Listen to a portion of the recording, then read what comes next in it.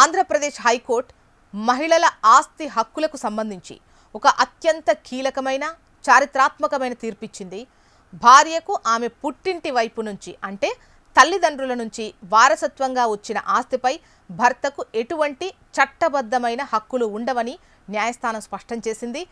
మహిళల ఆర్థిక స్వాతంత్రాన్ని, ఆత్మగౌరవాన్ని మరింత బలోపేతం చేసే ఈ తీర్పు ప్రస్తుతం న్యాయ వర్గాల్లోనే కాకుండా దేశవ్యాప్తంగా తీవ్ర చర్చనీయాంశమైంది.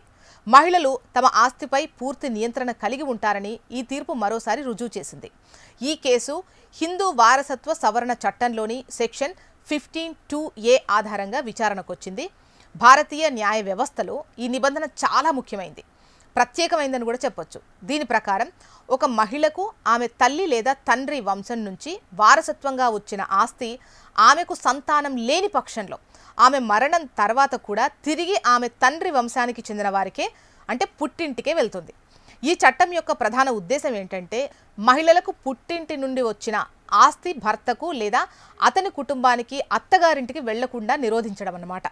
ఆస్తి ఏ మూలాల నుంచి అయితే వచ్చిందో అదే వంశంలో అది కొనసాగాలి అనేది ఈ చట్టం వెనుక ఉన్న అసలు స్ఫూర్తి.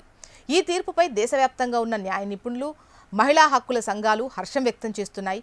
సమాజంలో మహిళల ఆస్తి హక్కులు మరింత స్పష్టతతో బలపడినట్టు వారు అభిప్రాయపడుతున్నారు. గ్రామీణ పట్టణ ప్రాంతాల్లో ఇప్పటికీ మహిళలపై పుట్టింటి ఆస్తిని భర్త పేరిట మార్చాలని లేదా అత్తారింటికి అప్పగించాలని తీవ్రమైన ఒత్తిళ్లు, వేధింపులు జరుగుతున్నాయి.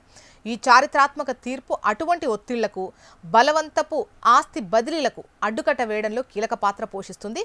మహిళలు తమకు వచ్చిన వారసత్వ ఆస్తిపై పూర్తి నియంత్రణ అంటే హక్కు కలిగి ఉంటారనే నమ్మకాన్ని ఈ తీర్పు మరింత పెంచింది. మహిళ ఆర్థికంగా నిలదొక్కుకోవడానికి, సమాజంలో ఆమె ఆత్మగౌరవానికి భంగం కలగకుండా ఉండటానికి ఈ నిర్ణయం ఎంతో దోహదపడుతుంది. మొత్తంగా చూస్తే ఏపీ హైకోర్టు ఇచ్చిన ఈ తీర్పు మహిళల హక్కులను రక్షించే దిశగా పడ్డ ఒక గొప్ప ప్రగతిశీల అడుగు.